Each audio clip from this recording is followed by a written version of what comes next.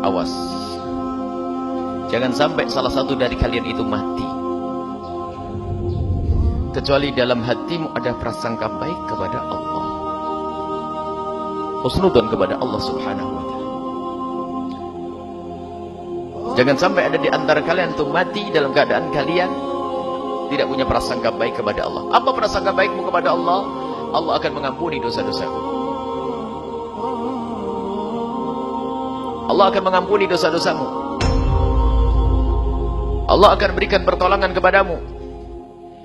Allah akan berikan husnul khatimah. Terus minta kepada Allah. Jadi di saat menjelang ajalnya pun penuh harapan. Jangan sampai ada menjadi hamba yang putus asa di saat menjelang kematiannya.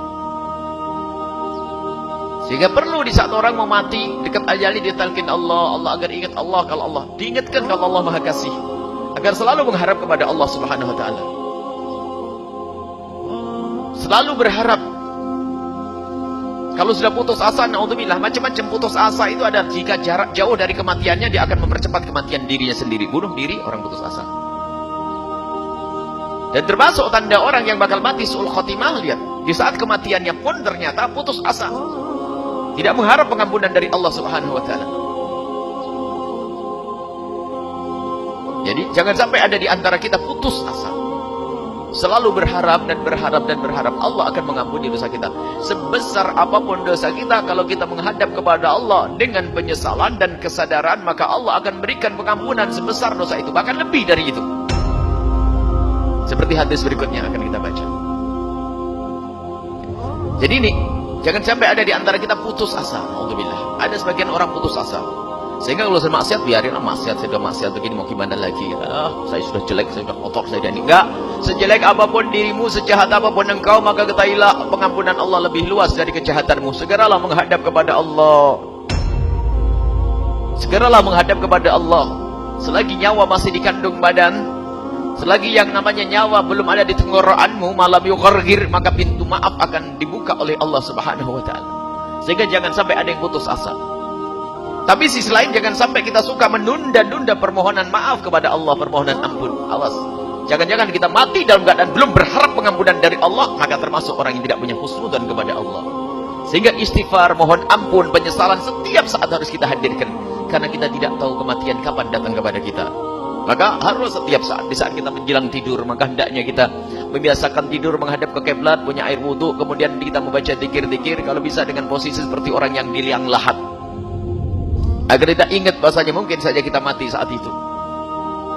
Sehingga kita tidak mengentengkan kemaksiatan, karena barangkali detik itulah kematian kita.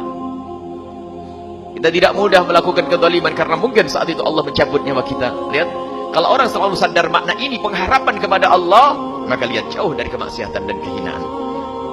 Yang berdosa pun mudah berhenti, karena apa? Dia tahu bahasanya kematian bisa saja datang dalam keadaan dia belum bertobat. Alangkah mengerikannya. Berarti dia tidak punya harapan pengampunan dari Allah Subhanahu wa ta'ala. Ini yang digugah. Hati kita digugah dengan cara ini.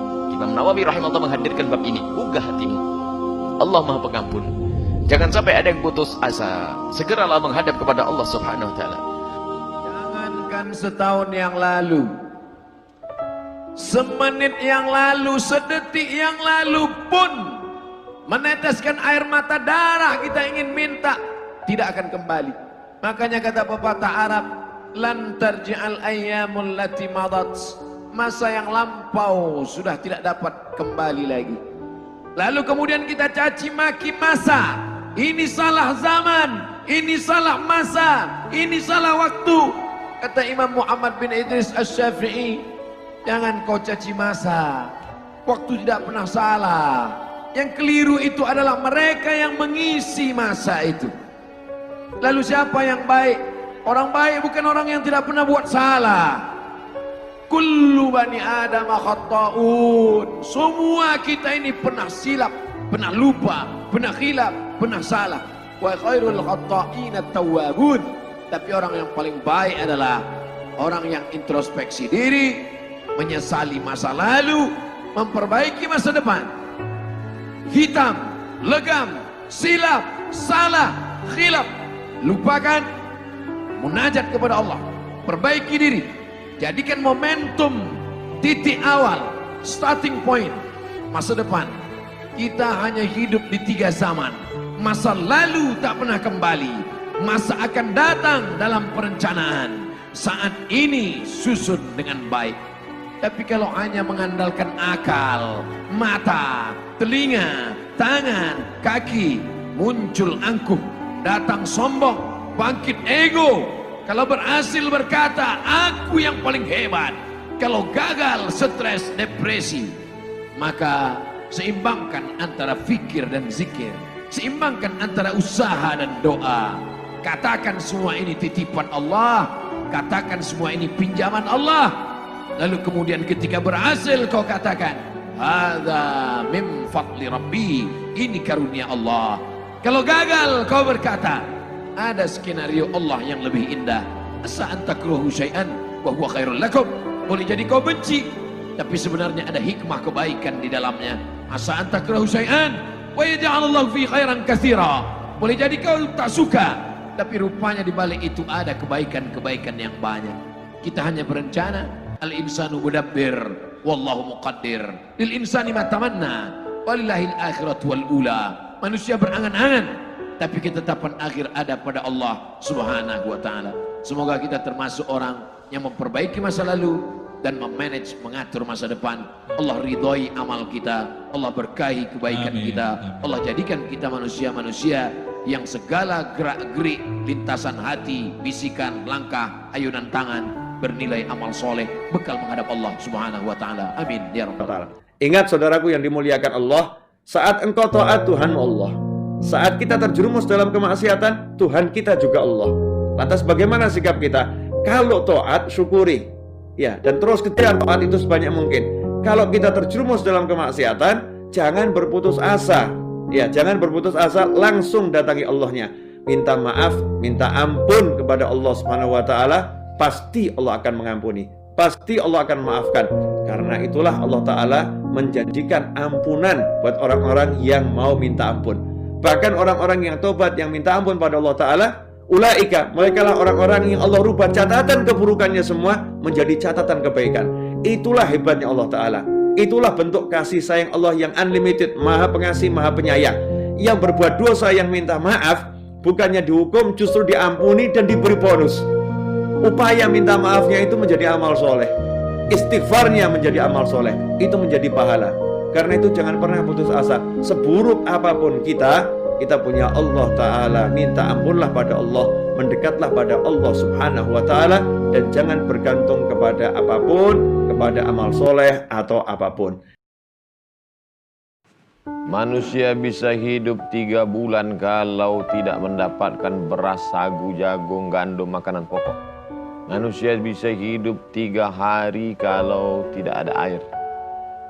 Tapi manusia hanya bisa bertahan tidak sampai 3 detik kalau dia kehilangan harapan. Kita menyebutnya tidak putus harapan, tapi putus asa, kehilangan asa. Makanya dalam Quran disebutkan la tai'asu mir rahmatillah, jangan pernah putus dari rahmat Allah. Wahai pecandu narkoba, wahai perampok, wahai pezina, wahai pemakan riba, wahai pelaku dosa, jangan pernah putus asa dari rahmat kasih sayang Allah. Jangan jauhi. Karena mau lari kemana? Yang diinjak bumi Allah. Sejauh mata memandang semua ciptaan makhluk. Walillahi ma fis samawati wa ma fil ardh. Apa yang ada di bumi, apa yang ada di langit, milik Allah Subhanahu wa taala. Maka kembali kepada yang menciptakan dan menurunkan rahmat. Kembali kepada rahmat Allah, taubat nasuha. Tak ada jalan lain. Makin larut, makin dalam, makin ditelan air asin, makin haus. Akhirnya ujung-ujungnya tetap juga mati. Mati saat mabuk, mati saat makan riba, mati saat korupsi, mati saat singkat perjalanan. Tapi akibat yang dirasakan. Walaupun sedih, itu fitrah manusia sedih. Cuman ada yang sedihnya wajar, ada yang sedihnya sampai berlarut-larut atau putus asa. Bentuk keputusasaannya macam-macam. Ada yang putus asa dengan bunuh diri, loncat dari jembatan, ternyata nggak meninggal, gagal bunuh diri gitu kan. Ada yang putus asanya dengan cara ngelakuin perbuatan dosa, kayak mencuri atau udahlah saya mah nggak mau peduli lagi dengan hal haram, yang penting saya ambil aja semua proyek gitu. Ya, ini putus asa. Ada yang putus asa dengan nggak mau lagi bertaubat. Dia ngerasa, aduh kayaknya saya nggak pernah nasuhan nih taubatnya. Taubat, ulangi lagi, taubat, ulangi lagi. Kenapa kita berputus asa minta ampun ke Allah, padahal Allah nggak pernah putus asa mengampuni kita? Kan aneh nih. Allah tuh nggak pernah putus asa ngampuni kita, nggak pernah bosan menerima taubat kita. Allah nggak pernah bilang, lo datang ntar pasti besok buat lagi. Enggak. Padahal Allah maha tahu kita mungkin besok masih ngelakuin dosa yang sama. Asal kita datang, Allah langsung terima. Seolah-olah Allah tuh kayak husnuzon banget sama kita. Walaupun pastinya Allah tahu tentang apa yang akan kita lakukan di masa yang akan datang.